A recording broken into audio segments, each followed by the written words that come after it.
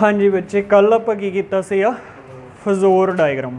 ठीक है, फजोर डायग्राम ते फजोर हुंदा की सीगा। फजोर डायग्राम आपां रोटेटिंग वैक्टर दे उत्ते रिप्रजेंट करदे सीगे जिहड़ी साइनोसाइडियल क्वांटिटीज़ हुंदियां सीगियां, उहनूं फजोर कहिंदे सी। ते जदों आपां AC करंट नूं ते दूजा अल्टरनेटिव EMF नूं वो फजोर डायग्राम बन जांदी सी।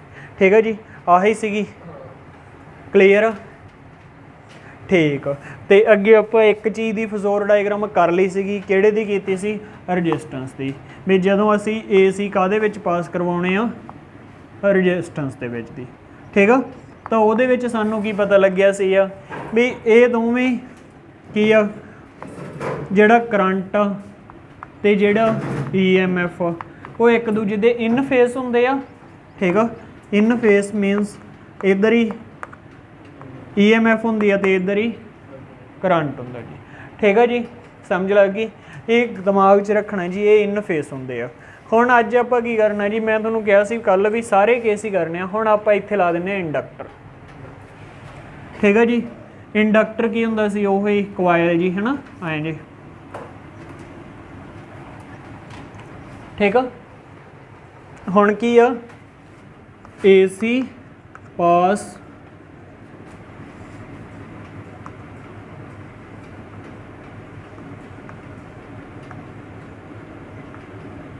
थ्रू AC काहदे विच दी पास कर रहा? इंडक्टर विच दी। हुण देखो भाई, जदों इंडक्टर विच दी पास करूँ इधर नूं, जदों इत्थे जांदा तां की हुंदा हुंदा? इंडक्टर की आ इत्थे बैक EMF नहीं प्रोड्यूस हुंदी हुंदी। जदों आपां कहंदे हुंदे सी भी मैगनैटिक फ्लक्स की वैल्यू की हो जाती है? चेंज हो जाती है। इत्थे मैगनैटिक फ्लक्स की वैल्यू चेंज हुंदी है तो इत्थे एक बैक EMF प्रोड्यूस हुंदी हुंदी है इंडक्टर दे विच। ठीक है, समझ लग गई। तो ये की आ, किसी पर्टिकुलर इंस्टेंट ते गल करिए, किसी पर्टिकुलर इंस्टेंट ते। ठीक है, जिहड़ी EMF प्रोड्यूस होगी इंस्टैंटेनियस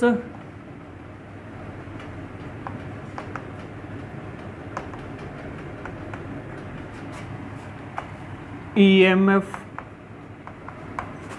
प्रोड्यूस इन सर्किट ਜਾਂ अक्रॉस द सर्किट, है ना, वो की हो जाऊगी? वो किहदे इक्वल होनी चाहिए है? जिन्नी इत्थे प्रोड्यूस होगी उन्नी इहदे इत्थे ड्रॉप। ठीक है, वो ड्रॉपिंग दे इक्वल ही हुंदी है। ठीक है, समझ लग गई। तो वो किहदे इक्वल होनी चाहिए है? इंस्टैंटेनियस। आ स्पैलिंग कर लियो जो सही। ठीक है जी, instantaneous potential drop in inductor. ठीक है जी, हुण इत्थों भाई आपां छड्डदे हां, जदों करंट सोर्स दी EMF किसी पर्टिकुलर इंस्टेंट ते की होगी? ई, है ना जी। ठीक है, तो इत्थे की आ एक बैक EMF प्रोड्यूस हुंदी आ, तो वो भी आपां इहनूं ऐड ही करांगे। प्रोडक्शन ही हुंदी है ना, ओहदी भी ओहदी प्रोडक्शन हुंदी है। तो वो किहदे इज इक्वल टू हुंदी है? आपां कीता सीगा जी, किहदे इज इक्वल टू हुंदा? Self induction DI into DT। ठीक है, यही कीता सी है ना आपां। ठीक है, सैल्फ इंडक्शन। तो हुण देखो जी, इहदे विच जदों जांदे आ मैगनैटिक फ्लक्स की वैल्यू चेंज हुंदी है। मैगनैटिक फ्लक्स नाल EMF तो बैक EMF प्रोड्यूस हुंदी है। कुछ ड्रॉपिंग होया, प्रोडक्शन ही हो रही है। किते कुछ किते भी EMF यूज तो नहीं ना हो रही, सारी EMF टोटल EMF फिर की हो जाती है? जीरो। क्लीयर है जी, आ गल समझ आई? ठीक है, बस हुण की है बच्चे, इनू आपां सॉल्व करना भी, फाइंड करना भी कितना ड्रॉप होया, कितनी वैल्यू आई। ठीक है, आ इधर प्लस माइनस माइनस। ठीक है, इज इक्वल्स टू 0। उधर जाके की हो जाऊगा? प्लस का हो जाऊगा ना उधर जाके।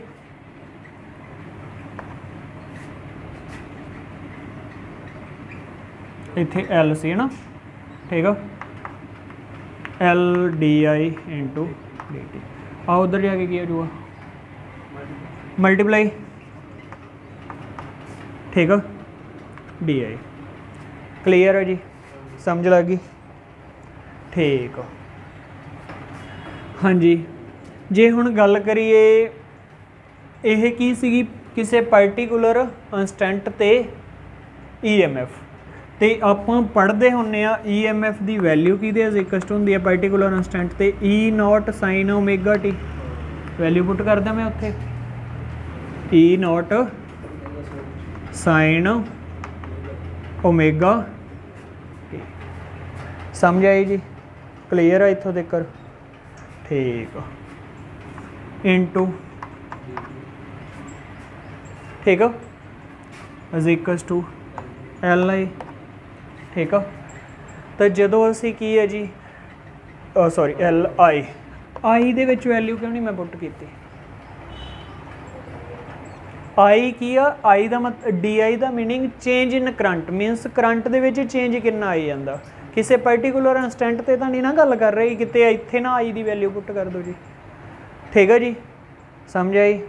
हुण सपोज कर लो बच्चे इंटीग्रेशन भी जदों असी करंट जीरो पास किया किसी टाइम जीरो ते किसी पर्टिकुलर टाइम दे उत्ते, ठीक है, पर्टिकुलर टाइम टी दे उत्ते, ठीक है, करंट कितना हो जाऊगा आई, करंट कितना हो जाऊगा आई, ठीक है।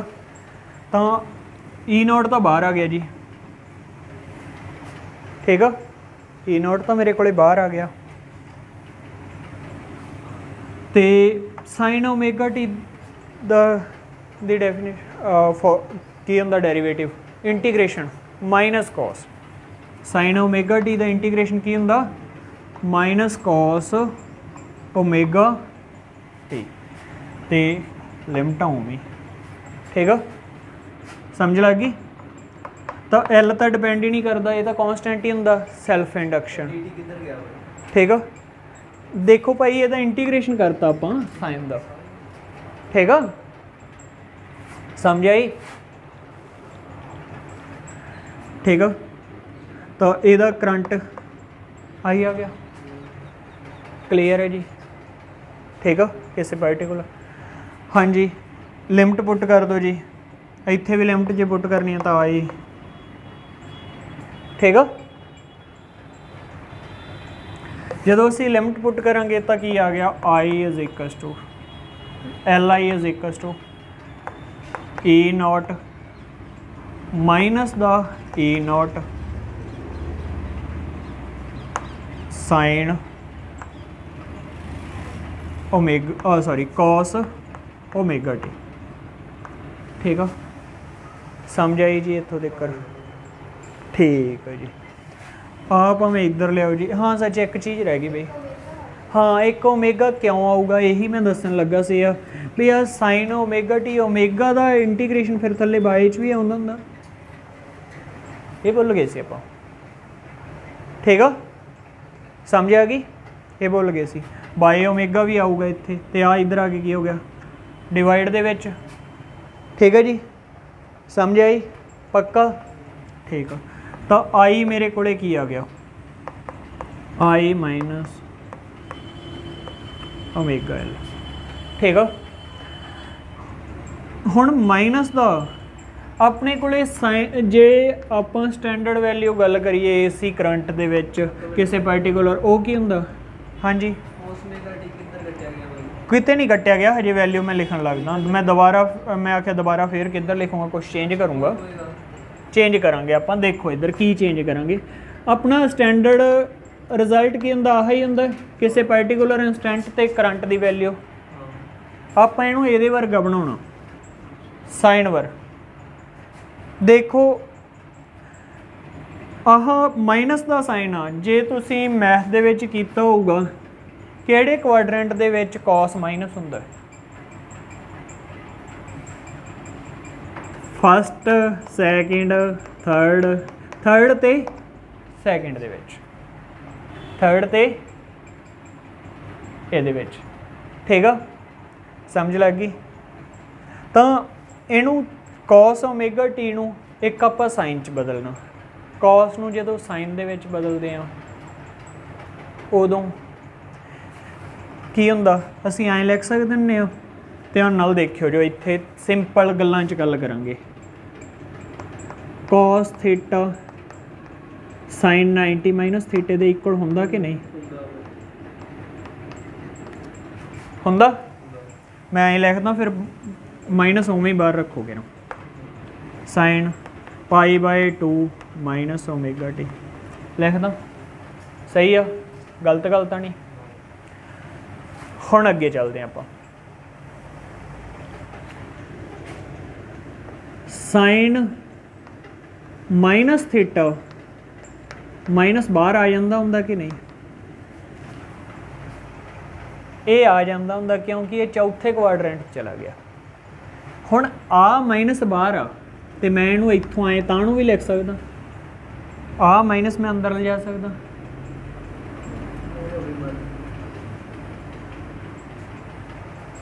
ले जा सकदा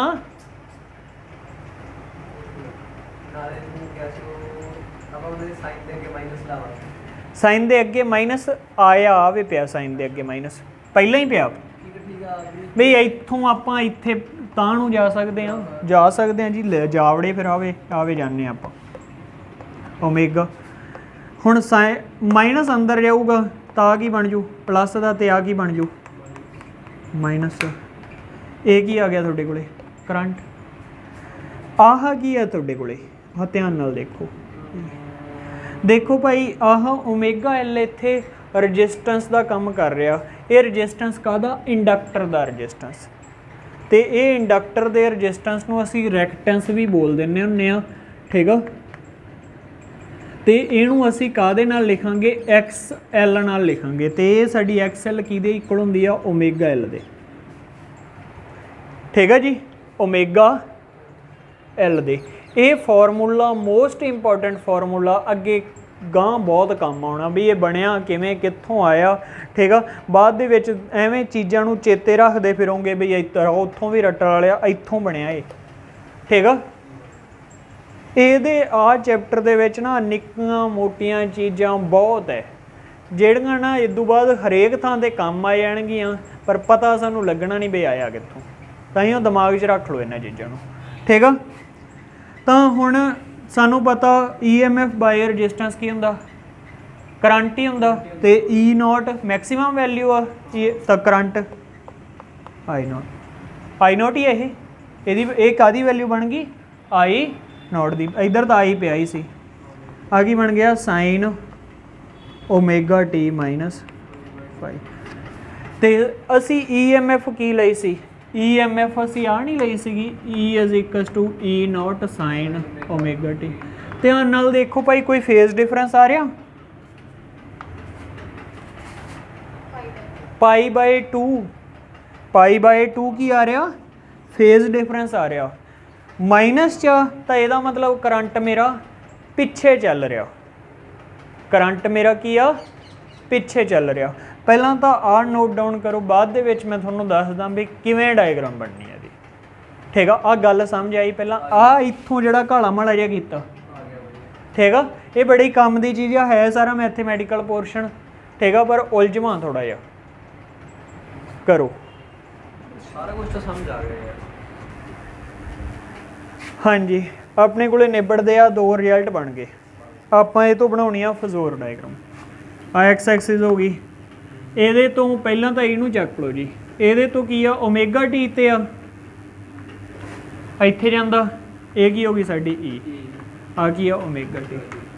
हुण करंट ये तो 90 डिग्री पिछे आ, 90 डिग्री जिहड़ा बैक वाला एंगल आ, माइनस वाला एंगल नीचे नूं बनदा हुंदा, तो इत्थों 90 बना लो, इत्थों 90 आ बनूगा, तो आ की हो गया तुहाडे कोले आई,